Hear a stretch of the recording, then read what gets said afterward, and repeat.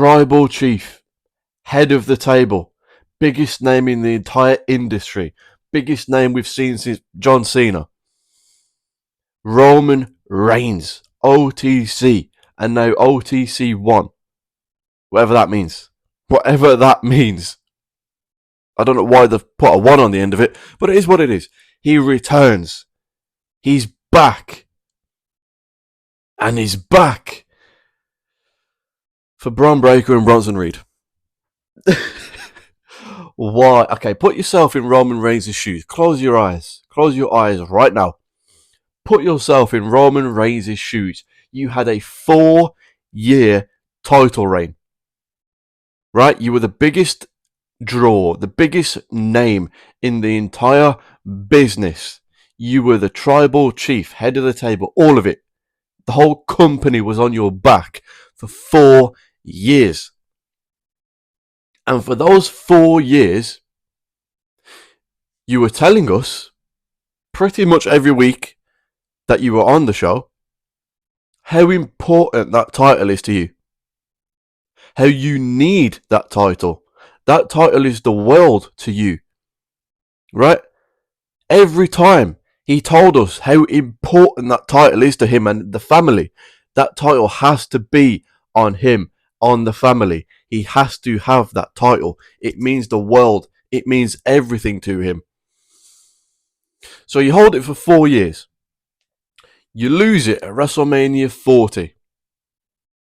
You lose it after 4 years. It's been over a year since he lost it. And he hasn't even attempted to go for it again. He hasn't even attempted or tried to go for that title again. After 4 years telling us how important it is to him, he hasn't even gone near it since. Nowhere near the title since. He hasn't even suggested. I mean, he told Cody, I'm going back. One day I'll go for that again. But he still is yet to. And now he's back to go for Braun Breaker and Bronson Reed. Why? After last night, I really hope, I mean, it's the lesser of two shite scenarios. He's either going to go for Braun Breaker in a one-on-one, or it's going to be a tag team match with him and Jay versus Braun and Bronson. I mean, I really hope it's just a one-on-one with Braun Breaker, because that is still bad, by the way. It might be a nice little match, but it's still Roman Reigns. He is still your biggest name. It's still Roman Reigns. And Triple H has found a way to do something I didn't think was possible. Something that I thought even the worst booker on the planet couldn't manage to do. And that was make Roman Reigns not feel like the tribal chief, not feel like the head of the table, not feel like that biggest, larger-than-life name. Still is the biggest name in the company, still is getting the biggest reaction, still is getting people chanting for him every week. Of course, it's Roman Reigns. He was on the top of the industry for 4 years. But Triple H has found a way to take away from that. He's going for Braun Breaker. Why? Why? Because he spared you? Who cares? Who cares? Roman Reigns should be going for the title. He told us for 4 entire years that that title meant the world to him. It was everything to him. He needed it.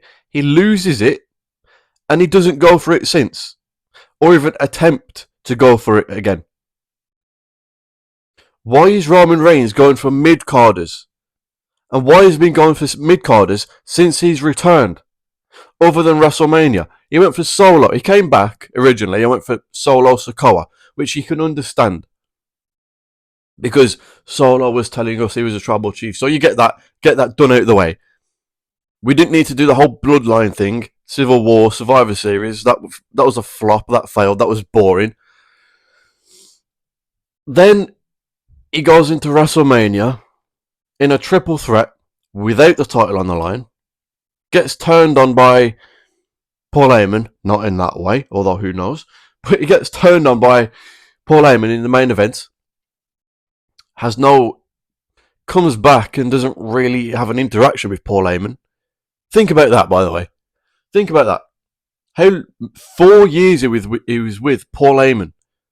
Over 4 years with Paul Heyman by his side. He gets turned on in the main event of WrestleMania, night 1, and he doesn't have an interaction with him since. He doesn't have an interaction with him since. He hasn't spoken to him. He just kind of looked at him a bit. He gave him a dirty look, and that was it. What a chilling promo they had, where Roman Reigns told Paul Heyman how much he hurt his feelings and what he did to him, and going through everything that happened. No, let's just have him look at him. That's what we'll do. We'll have him look at Paul Heyman. That's what we'll do. So many wasted opportunities here. Why is Roman? Imagine Roman versus Gunther or Roman versus Cena even. I don't care. Something where Roman Reigns feels like Roman Reigns again. He's going for mid-carders because Braun Breaker and Bronson Reed, they're being built up to eventually main event, especially Breaker. But right now they're not. Braun Breaker hasn't gone for the title yet. He's not in the title picture. He's not in the main event scene yet. So by definition, he's a mid-carder. Even if he's upper mid-card, then you're just getting technical. He's still mid-card. So Roman Reigns comes back, returns to go for mid-carders again. Such wasted potential, which is a theme of Triple H constantly. There's constantly things that he wastes. Big opportunities that he wastes. This is just the most recent one. You've got Roman Reigns available to you. You've got Roman Reigns in your company. You have the privilege of booking Roman Reigns on your show. You can do anything you want with him. And you have him go out there for mid-carders. And I'm telling you now, this better not lead up to a tag team match. Roman and Jey Uso versus Braun Breaker and Bronson Reed is the worst possible scenario you could go with here with Roman Reigns. We've already got Randy and Jelly Roll versus Logan and Drew. We don't need this as well because this is just as stupid. You bring Roman Reigns back just to throw him into a tag team match after having him in a triple threat at WrestleMania. Put him into a one-on-one feud, please. Put him into a big, huge one-on-one feud where it feels like a huge deal. Big match at SummerSlam. Not a random tag team match. And even if you do go Roman Reigns, Braun Breaker, it's Roman Reigns, biggest name in the industry, versus a mid-carder. What are we doing here with Roman Reigns wasted again? Wasted. Roman Reigns does not have that long left. He doesn't have many years left. He's going to go into Hollywood. He's going to get less and less and less dates each year to the point where he's just fully gone. And he comes back for one match a year. Like Cena used to do before this retirement tour. That's what Roman Reigns is going to be. Sooner rather than later. Right now you have him as very part-time, but at least you have him. You have a potential to book him into a match at SummerSlam. And you book him into this. Wasted. Stupid. It annoyed me so much because you got Roman Reigns available to you. We don't have long left with this guy. And you are wasting him. Triple threat at WrestleMania with nothing on the line. Looks like an idiot during that. He's half face, half heel. And now this. Stupid. But we're going to get into the rest of Raw. A very women-dominated show, which I had no complaints about at all. It was actually refreshing to see. I did like it. But the show starts with Naomi cutting a really, really good promo. Naomi is just incredible. She's doing the best work of her entire career. She cut a really good heel promo last night. Really good. I was enjoying it. I thought, yes, I like this a lot. And then, which I knew was coming, but I didn't really want to think about it. I didn't want to go there. I didn't want to depress myself. I don't want to put myself into a state of depression and dread, thinking about what was about to happen. But deep down I knew. Deep down I knew that I was going to hear, "This is my brutality." And that is exactly what we fucking heard. I am so sick of Rhea Ripley. I don't care if you love her. I don't care. I am sick to death of Rhea Ripley. I like Rhea. She's good. I like her. But why? Why is she constantly in the title picture? You can do things with Rhea Ripley that does not involve a title. I said in my Evolution review, I am scared for Naomi because it's a matter of time before Rhea takes it. It's a matter of time before Rhea takes it. And as soon as I heard that music hit, I would literally just let out the biggest sigh, sat back in my chair, and I was just like, oh, I so badly wanted to turn my TV off. But I knew I had to cut this review. But if it wasn't for this YouTube channel, if it wasn't for needing to do this review, I would have turned my TV off there and then. Fact. It wasn't worth waiting for Roman. I wanted to turn it off as soon as I heard that theme song hit. You can be involved in something without the title. Have her go into a separate feud with someone. It doesn't need to have the title on the line. Put Naomi into something new. And then Io comes out. So right there, triple threat SummerSlam rematch. I don't care if Naomi's involved. How long has Io been involved with Rhea? Her entire title reign was about Rhea, and she's still involved with Rhea. Even after she's lost the title, she's still messing with Rhea. Io, Rhea, go their separate ways. Leave each other alone. Leave Naomi alone. Go into separate feuds. There are so many women on that roster that are just waiting for their opportunity, but Rhea is constantly in the top spot. You want to call Becky Lynch Becky Hogan? What about Rhea Ripley? If you genuinely call Becky Lynch Becky Hogan, if you was to explain to me why, I could apply those exact same things to Rhea Ripley. Why is she constantly in the title picture? You can it's so frustrating. I hate that theme song so much because every time I hear it hit, I know, here we go. Taking someone else's spot, taking someone else's... I don't mind Rhea. I like Rhea.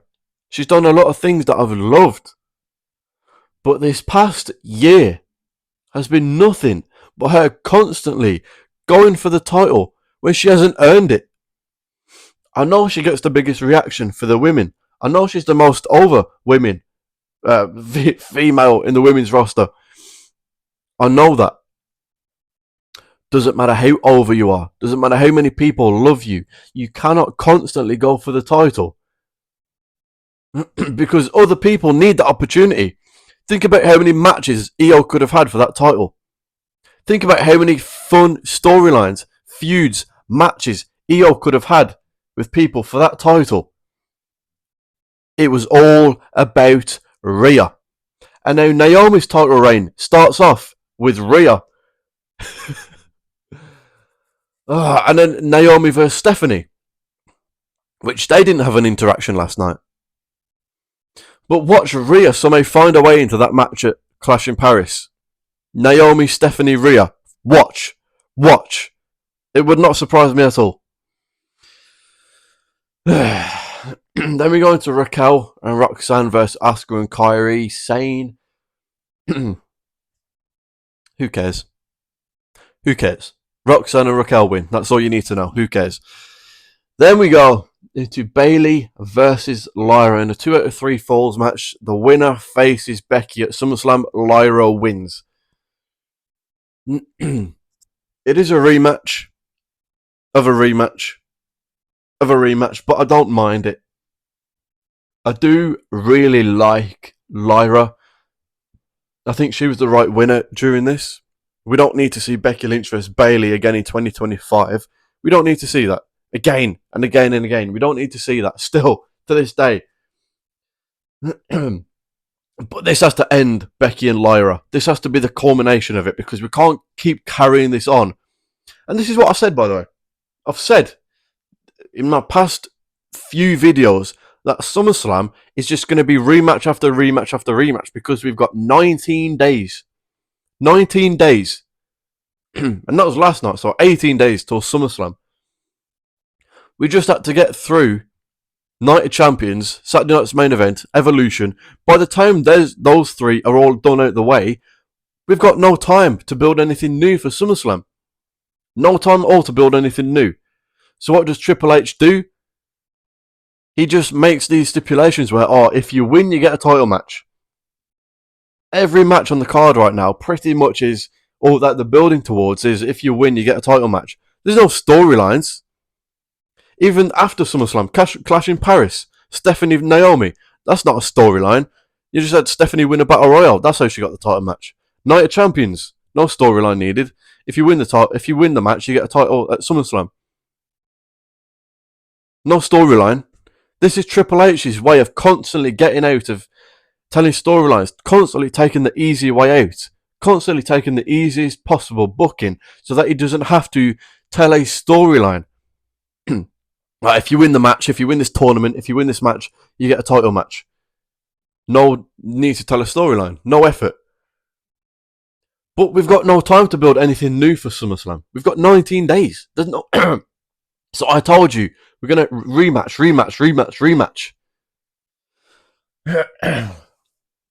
We got Chelsea Green versus Nikki Bella last night. Bella wins. Obviously had to. And then Stephanie comes out after the match and helps Nikki Bella. Again, whatever. Probably would have had Stephanie interact with Naomi because she's the one that's just earned a title match for her at Clash in Paris. But let's just ignore that. We've got to get through SummerSlam first. And then when we get through SummerSlam, we'll have no time to build it for Clash in Paris. So that's going to be rematches again. So many events, it's just impossible to build anything new. Then we get the main event, entire segment kind of thing. Paul Heyman comes out, cuts a good promo, to be fair, about Bron Breakker. Well, it was with Gunther. Gunther comes out, cuts a little promo. Paul Heyman comes out with Bron. They have a good interaction. Then we go into a gauntlet. Winner faces Gunther at SummerSlam because, as I just said, this is another example of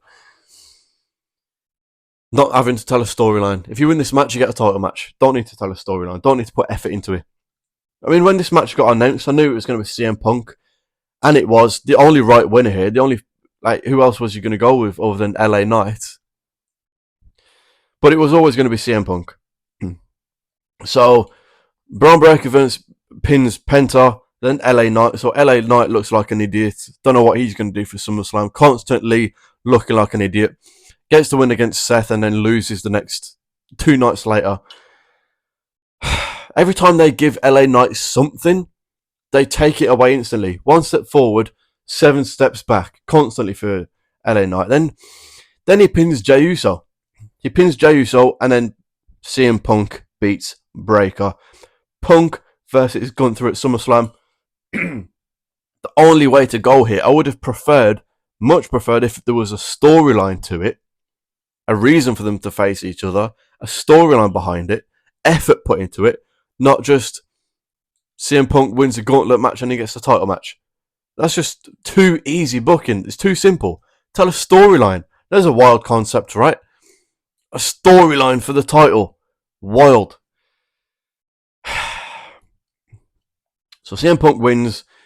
Then Breakker and Bronson Reed beat him up after the match. Jey Uso comes out to help him, and then Roman Reigns comes out. And I had that initial excitement of seeing him because it is Roman Reigns. Then I realised who's in the ring right now. I was just like, oh, here we go. Here we go. But anyway, that's the Raw review. I've already gone over Roman Reigns at the start of this video. Hopefully you enjoyed. And finally, the end of a really long wrestling weekend. We're done.